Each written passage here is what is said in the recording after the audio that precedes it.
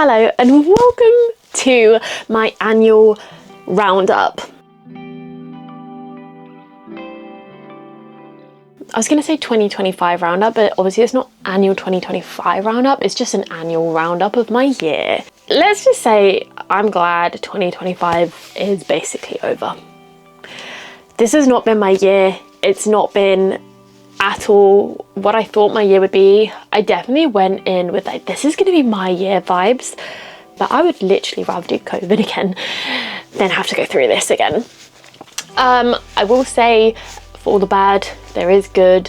I just wouldn't want to endure this year again. This year has been bad on nearly all fronts of my life. The first 6 months weren't the worst I've ever experienced, and honestly I had the termination of a long-term relationship. I'm not sad about as an overall.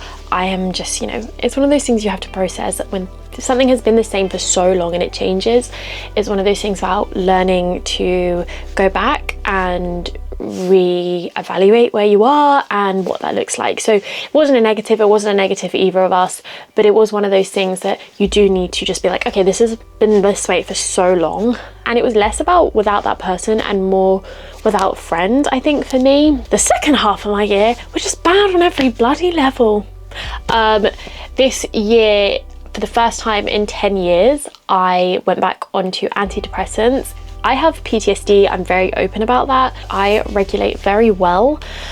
I work very hard to regulate myself. I work very hard to self-evaluate and reflect and make sure that the person I am and the things I am doing are an honest reflection of myself and not a reflection of my anger or my trauma or a response. And I've had a few of those this year. I think I have them every year, but I've had a few that kind of, I don't like that about myself. So I've had a really bad year with my PTSD and I've had a really bad year with my mental health. It has taken a kick in the dick a few times. I will say though, positive of mental health though, I walked into this year not really understanding my PTSD triggers, just knowing when I felt them triggered and how to respond accordingly. I did walk into this year I'm walking out of this year knowing actually XYZ, I'm not going to disclose them, but XYZ are my triggers. Although some of them are things I can't control and they're other people's actions and other people's way of treating people, I can identify now earlier, actually this may trigger me or this action is just not what I find healthy in my life. And I'm very proud of myself for that because it meant that I had to stare down the barrel of my PTSD and work it out. And for that I'm grateful because that's something I can take for the rest of my life, knowing PTSD, this is your triggers, what are you going to do about it? I have come off of antidepressants. I was not on them for very long, but if you know me personally, you'll know how much of a big deal me going on to any kind of drug is. And I'm proud of myself that I felt that I could do that and come off of it, which I did.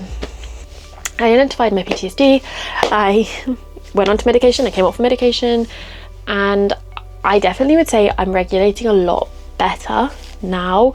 I had I would say at least 4 of my months this year and more in the second half of the year have been very much PTSD led.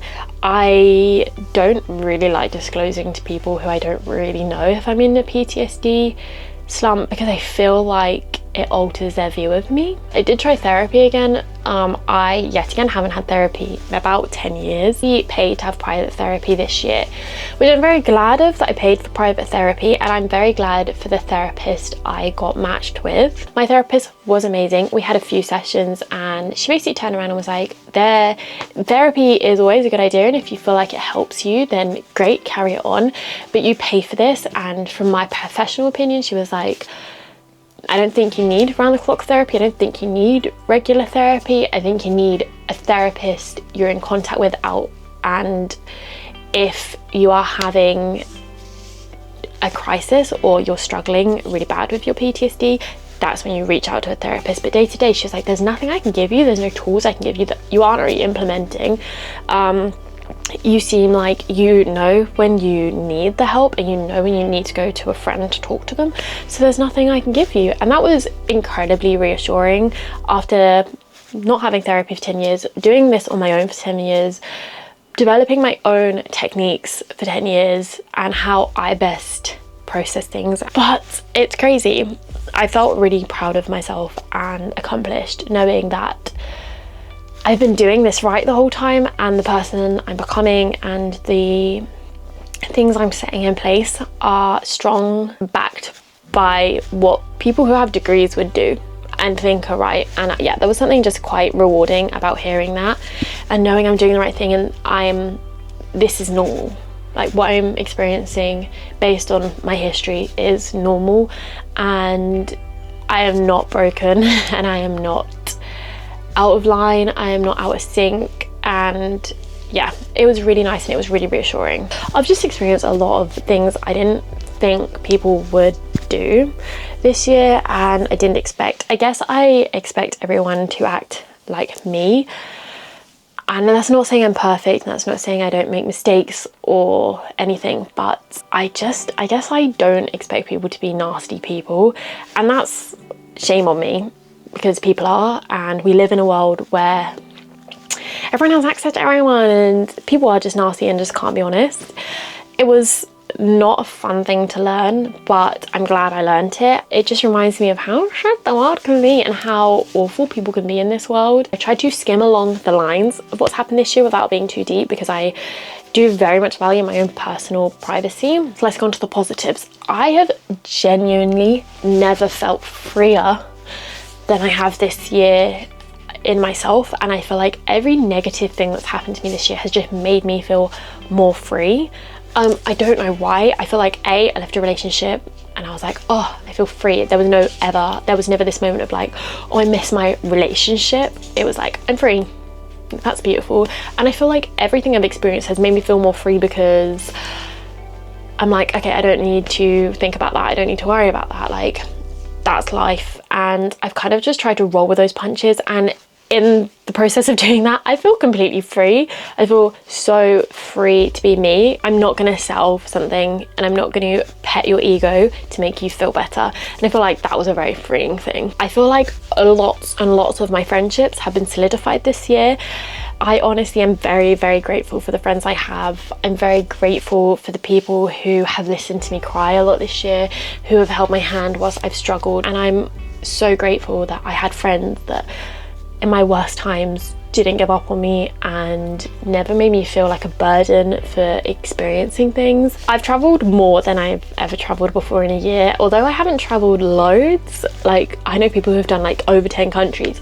I went to 2, but I've done loads of UK trips. I've gone out with my girls more. I've just done so many little things along with the big things that I just feel like I've actually lived a year, even though I probably have done it all in a space of a couple of months when combined. I feel like my friends are just like, yes, let's do that. Yes, let's go here. And it's been amazing. I've seen so much history. I, went to Greece for a couple of days, for 5 days, 6 days. We've done Germany as a day trip, which was a fun experience. I've done a couple of times in London. Like, I think I've done London like 3 or 4 times. That's more than I've done it in my whole life in this year. We've done so many National Trust sites. We've gone up to Hever Castle. I'm extremely grateful that my friends are like, yeah, let's do it. So happy to be experiencing this part of my life. And I think that just adds to feeling free. I guess the main thing I'm taking out of 2025 is it's not been a great year for me as an overall. I've learned a lot about people than I wanted to learn. I have had to deal with aspects of myself that I didn't realize were there, and I've had to really self-evaluate on the person I am and the person that's coming out and how I'm presenting myself. And that's not a negative on me. There's just some things you obviously can't experience until you experience them, and once you experience them, sometimes you just don't like the reflection you're seeing of yourself. And I have done that this year, and I've done everything in my power to squash the bits I don't like about myself Obviously they make an impact on someone and that's fair enough, but as long as I know I'm doing the right thing for myself, that is all I care about this year. All I care about is I've made amends for things I don't like about myself, that I've given myself second chances, but I'm giving myself the grace, and that's all I care about more than anyone else giving me any grace, is that I give myself the ability to reevaluate, realign and move forward.